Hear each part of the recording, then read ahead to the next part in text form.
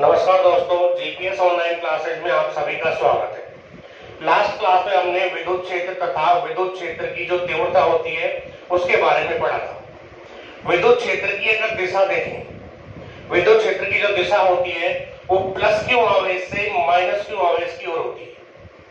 अगर अपने पास दो आवेश हैं, एक प्लस क्यू आवेश है और दूसरा माइनस क्यू आवेश है, तो यहां पर विद्युत क्षेत्र की अगर दिशा देखेंगे तो विद्युत क्षेत्र की जो दिशा होगी, हम जानते हैं कि विद्युत जो बल रेखाएं होती हैं या फिर विद्युत जो क्षेत्र रेखाएं होती हैं वो धनावेश से बाहर की तरफ निकलती हैं, ये हम कल पढ़ चुके हैं। जबकि ऋणावेश की तरफ अंदर की ओर आती है बल रेखाएं। तो यहाँ पर विद्युत क्षेत्र की जो दिशा अगर देखी जाए तो विद्युत क्षेत्र की दिशा जो होगी वो प्लस आवेश से माइनस आवेश की तरफ होगी। आपको यहाँ पर ये ध्यान रखना है, विद्युत क्षेत्र एक सदिश राशि होती है और विद्युत क्षेत्र की जो दिशा है ये प्लस आवेश से माइनस आवेश की तरफ होगी। यानी यहाँ पर विद्युत क्षेत्र की दिशा प्लस आवेश से माइनस आवेश की तरफ अपन को प्राप्त हो जाएगी। अब इससे आगे हम एकल बिंदु आवेश के कारण विद्युत क्षेत्र पढ़ेंगे। तो आज की अपनी जो हेडिंग होगी वो होगी एकल बिंदु आवेश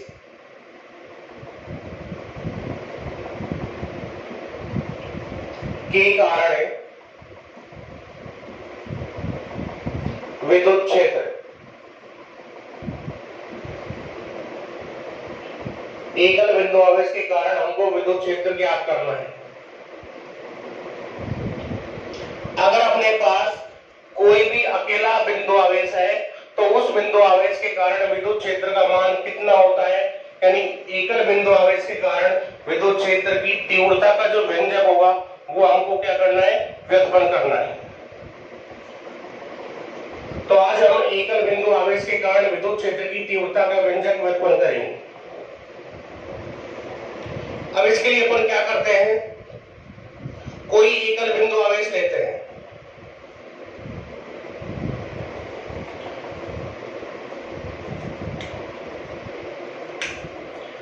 अपने पास यहां पर ये कोई एकल बिंदु आवेश है, इसे हम प्लस क्यू मान लेते हैं। ये एकल बिंदु आवेश इस बिंदु O पर रखा हुआ है, यानी ये कहां रखा हुआ है, ये बिंदु O पर स्थित है। अब इस बिंदु आवेश से r दूरी पर कोई बिंदु P माना जाएगा। इस आवेश से r दूरी पर यहां पर कोई बिंदु P है और इस बिंदु P पर हमको विद्युत क्षेत्र की तीव्रता ज्ञात करनी है। प्लस क्यू आवेश से r दूरी पर कोई बिंदु P लेंगे और इस बिंदु P पर विद्युत क्षेत्र की तीव्रता हमको ज्ञात करनी है। तो यहां से P तक की जो दूरी होगी उसे क्या मान लेंगे, उसे r मान लेंगे। अब जिस बिंदु पर विद्युत क्षेत्र की तीव्रता हमको ज्ञात करनी होती है वहां पर हम परीक्षण आवेश रखते हैं।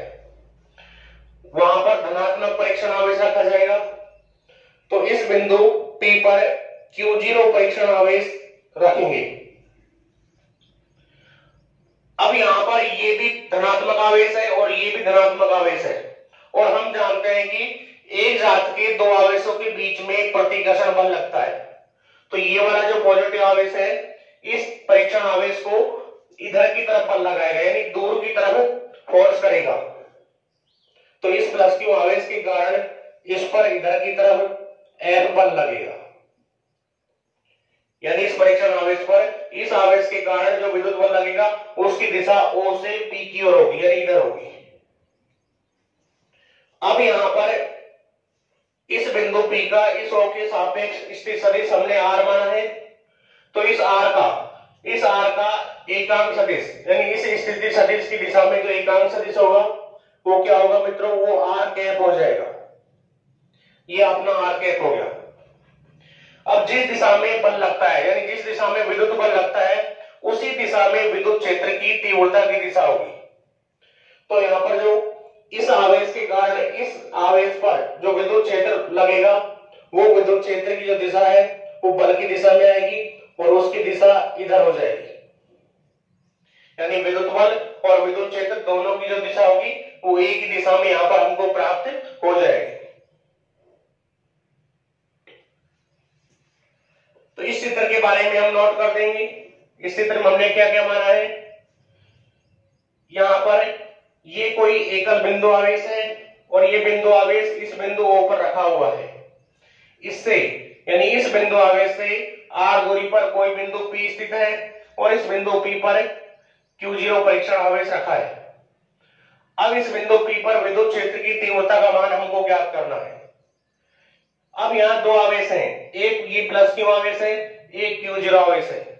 दोनों ही आवेश यहाँ पर कैसे हैं, एक जात के यानी सजाती हैं, दोनों ही पॉजिटिव हैं।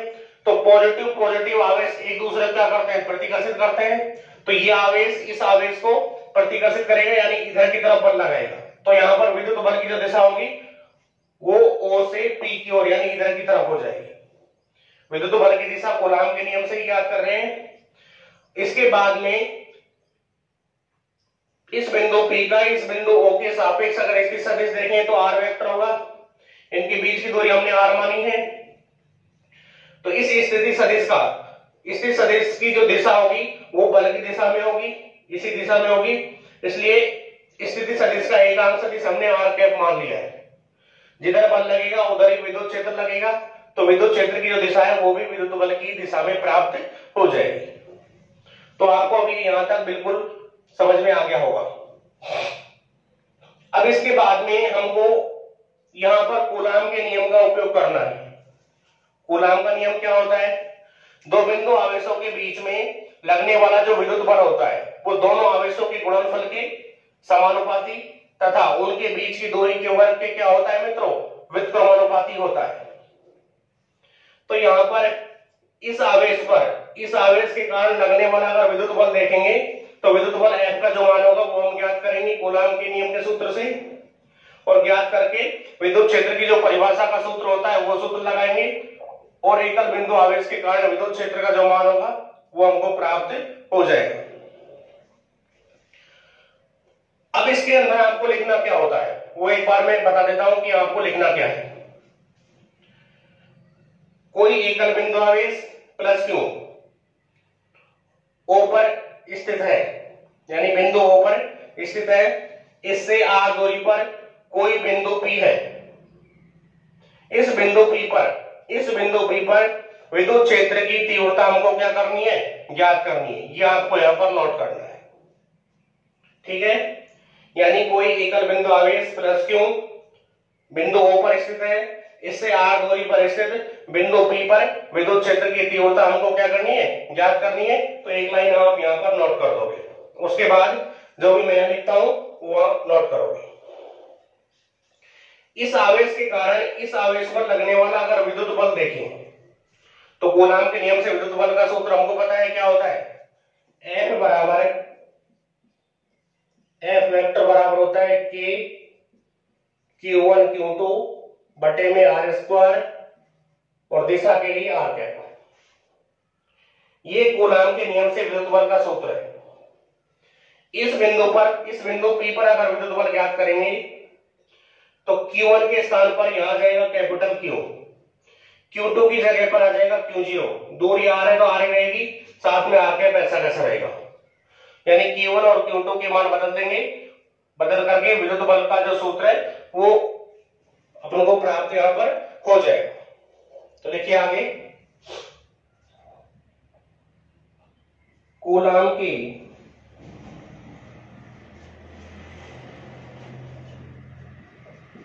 नियम से कहां पर ज्ञात कर रहे हैं, P पर विद्युत बल, यानी एकल बिंदु आवेश से r दूरी पर स्थित बिंदु P पर विद्युत बल ज्ञात करेंगे।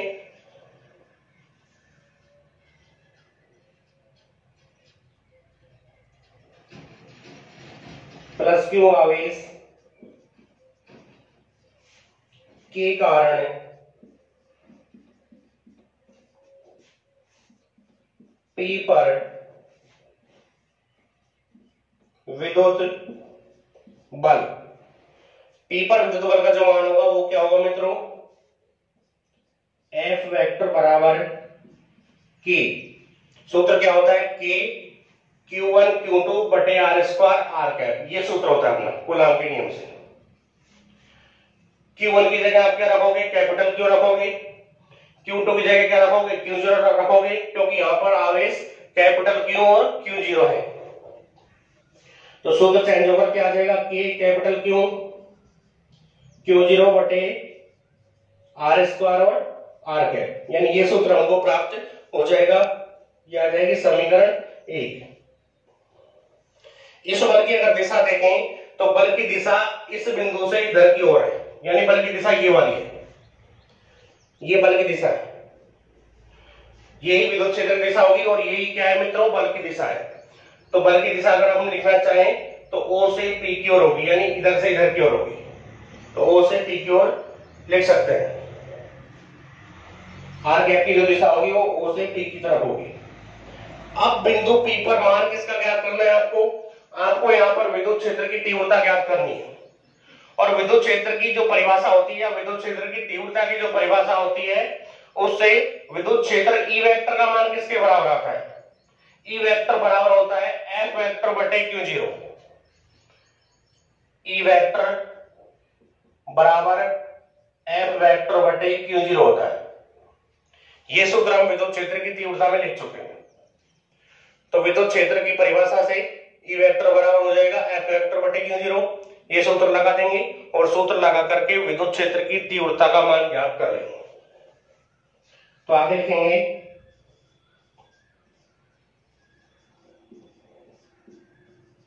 विद्युत क्षेत्र की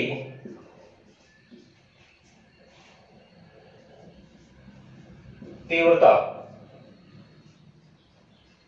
ई वेक्टर बराबर किसके होता है, एफ वेक्टर बटे Q0 होता है। ये विद्युत क्षेत्र की तीव्रता का सूत्र है मित्रों। एफ वेक्टर का समीकरण 1 से मान यहां रख देंगे तो ई वेक्टर की वैल्यू प्राप्त हो जाएगी। समीकरण 1 से मान रखने पर अगर यहां पर समीकरण 1 से एफ वेक्टर का मान रखा जाए तो क्या मान आएगा, ई वेक्टर बराबर एफ वेक्टर की जगह ये मान रख दोगे, यहां पर Q0 का भाग लग जाएगा। ई वेक्टर बराबर एफ वेक्टर की जगह क्या रखोगे, K कैपिटल Q Q0 बटे में क्या आएगा मित्रों, R स्क्वायर, और साथ में क्या आ जाएगा R कैप, और इसके बटे में क्या आएगा Q0। इस Q0 से ये Q0 बढ़ जाएगा, Q0 से Q0 बढ़ जाएगा, क्या बचेगा, ई वेक्टर बराबर, या फिर इस Q0 को हम यहां पे लिख सकते हैं, भाग देंगे तो Q0 यहां आ जाएगा, ठीक है। Q0 से Q0 बढ़ जाएगा, क्या बचेगा, KQ बटे R स्क्वायर R कैप बच जाएगा। अगर यहां पर K का मान रखें, K का मान आप सबको पता है, K का मान क्या होता है, K बराबर होता है 1/4 पाई एप्सिलॉन 0 या एप्सिलॉन नॉट। K का मान रखो, ई वेक्टर बराबर K की जगह क्या रखोगे, 4 पाई एप्सिलॉन नॉट रखा, ऊपर क्या बचेगा Q बटे R स्क्वायर, और साथ में क्या आ जाएगा R कैप, क्योंकि K बराबर किसके, 1/4 पाई एप्सिलॉन नॉट। तो यहां पर एकल बिंदु आवेश के कारण बिंदु P पर विद्युत क्षेत्र की तीव्रता का जो सूत्र है वो हमको क्या प्राप्त होगा बच्चों, ई वेक्टर बराबर 1/4 पाई एप्सिलॉन नॉट Q बटे R स्क्वायर R कैप प्राप्त हो जाएगा। ये बिंदु P पर विद्युत क्षेत्र की तीव्रता का सूत्र होगा। अगर इसका परिमाण देखें, तो जब भी परिमाण ज्ञात करेंगे तो दिशा हटा देंगे, तो यहां से वेक्टर का चिन्ह हट जाएगा, यहां से R कैप हट जाएगा, वो इसका परिमाण हो जाएगा। इसकी अगर दिशा देखें तो दिशा इसकी O से P की ओर होगी, यानी परीक्षण आवेश से दूर की ओर होगी, ठीक है। तो ये तो इसका सदिश रूप हो गया। यहां तक आपको बिल्कुल समझ में आ गया होगा। इसको आपको पूरे को नोट करना है, ऐसा कैसा उतारना है, ठीक है। ये चित्र हो जाएगा, ये ऊपर का नहीं उतारना है, यानी ये आपको लिखना नहीं है ऊपर वाला। ये अपना डायग्राम हो जाएगा। इसके बाद में ये आपको ऐसा कैसा लिखना है, ये नोट नहीं करना ऊपर। अब मैं इसको बिल्कुल क्लियर कर देता हूं।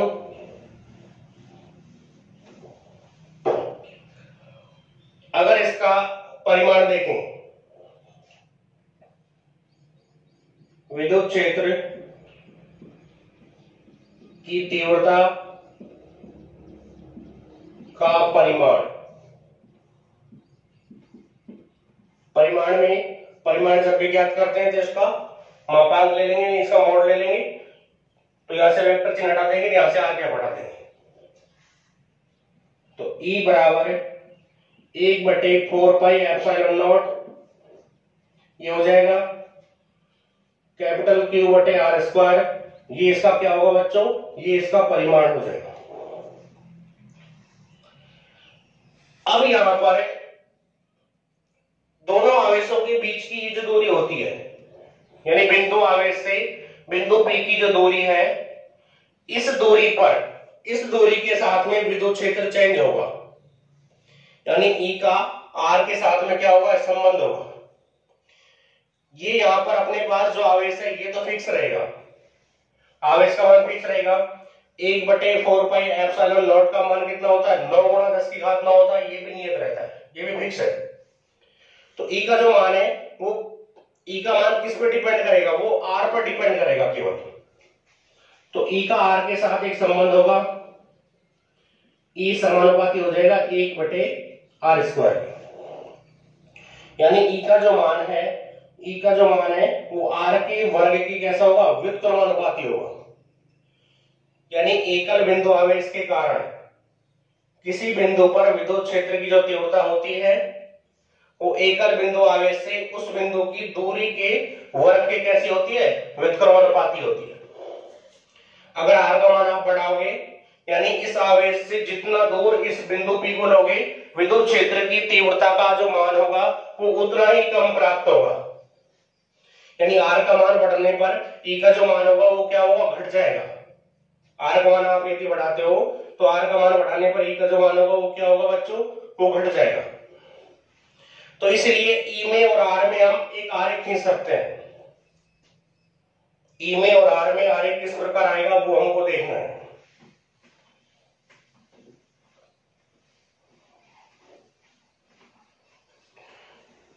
यानी विद्युत क्षेत्र का R के साथ हमको आरेख खींचना है।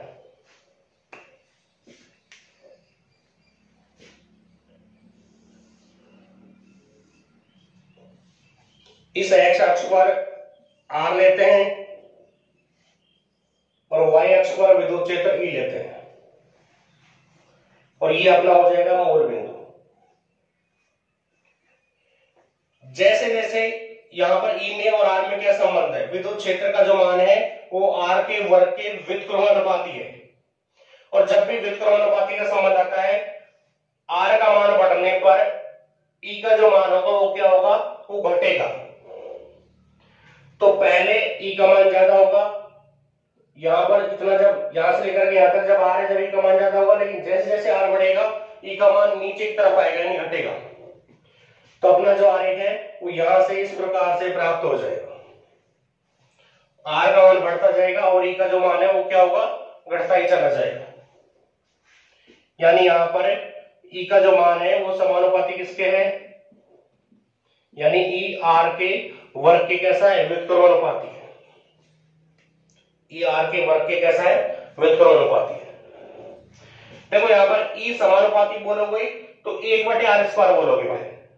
अगर आप समानुपाती बोलते हो तो क्या बोलोगे, E समानुपाती 1/R², ये पूरा बोलना पड़ेगा समानुपाती में। और यदि केवल R बोलना है आपको तो E का जो मान है वो R के वर्ग के कैसा होगा, व्युत्क्रमानुपाती होगा। बिल्कुल समझ में आ गया होगा आपको, बिल्कुल क्लियर हो गया होगा कि अगर समानुपाती बोलते हैं तो कैसे बोलेंगे, E समानुपाती 1/R², पूरा बोलना है। इसको अगर पूरे को बोलते हैं एक साथ तो क्या हो जाएगा, समानुपाती। अगर व्युत्क्रमानुपाती बोलोगे तो क्या होगा फिर, ई आर के स्क्वायर के कैसा है, व्युत्क्रमानुपाती है। एक आरेख हम ये बना सकते हैं। दूसरा आरेख यदि बनाए, ई में और 1/r स्क्वायर का आरेख बनाए, ई का पूरे 1/r स्क्वायर के साथ आरेख बनाना चाहें तो इधर ये लिया, ये मोर बिंदु हो गया और ये 1/r स्क्वायर हो गया, ये पूरा 1/r स्क्वायर ले लिया अपन इस आरेख में। अब यहां पर ई का जो मान है ये 1/r स्क्वायर के कैसा है, समानुपाती है। और समानुपाती वाला आरेख कैसा आता है बच्चों, समानुपाती वाला आरेख हमेशा सीधी रेखा आता है। तो समानुपाती वाला आरेख जो होगा वो कैसा होगा, वो सीधी रेखा होगा। यानी यहां पर ई समानुपाती 1/r स्क्वायर, यानी 1/r स्क्वायर में और ई में आरेख खींचोगे तो सीधी रेखा प्राप्त होगा। ई में और आर में आरेख खींचोगे तो यहाँ पर आर क्या होता है, आर का ई के साथ क्या संबंध होता है बच्चों, ई आर के वर्ग के कैसा होता है, व्युत्क्रमानुपाती होता है। तो व्युत्क्रमानुपाती वाला आरेख ऊपर से नीचे की तरफ इस प्रकार आता है और समानुपाती वाला आरेख सीधी रेखा प्राप्त होता है। तो आज का अपना ये जो टॉपिक है आपको मेरे हिसाब से बिल्कुल समझ में आ गया होगा, बिल्कुल क्लियर हो गया होगा। कोई भी अगर समस्या आती है तो आप हमें व्हाट्सएप ग्रुप में भी भेज सकते हैं अपनी प्रॉब्लम्स। अगर आपको हमारी ये वीडियो पसंद आई है तो आप इसे लाइक करें। अभी तक आपने यदि हमारा चैनल सब्सक्राइब यदि नहीं किया है तो चैनल को सब्सक्राइब करें। धन्यवाद।